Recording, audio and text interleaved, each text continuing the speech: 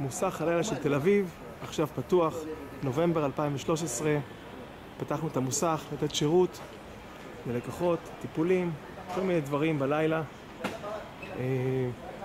נכון לעכשיו נמצא בתל אביב, ברחוב ישראל בק 26. אתם יכולים להגיע. המוסך נותן שירות לכל סוגי הרכב, לכל הטיפולים השוטפים והרגילים. אתם יכולים לתאם ולהגיע לפה. יש מספר טלפון שמגיע למרכזייה 1-770-2407. אנחנו נותנים את כל השירותים לרכבים, טיפולי רכב שוטפים. אם אתם נתקלים באיזושהי בעיה בלילה, רוצים להתייעץ עם מישהו, יש טלפון שאתם יכולים להגיע אליו בכל רגע, 1-770-2407. קל לזכור אותו, 24 שעות, 7 ימים בשבוע.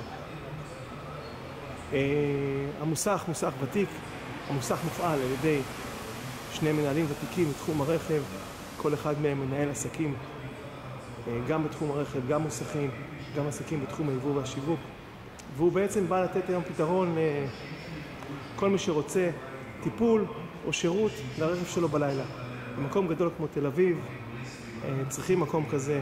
אנחנו גאים להיות הראשונים שהרמנו את הכפפה ומציעים לכם את השירות הזה.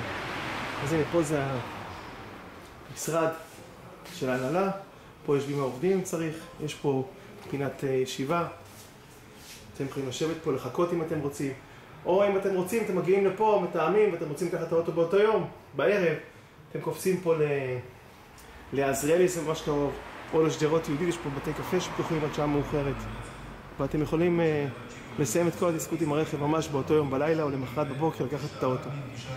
אז זהו, אנחנו נשמח פה להיות לשירותכם, ומצפים לראות אתכם בקרוב.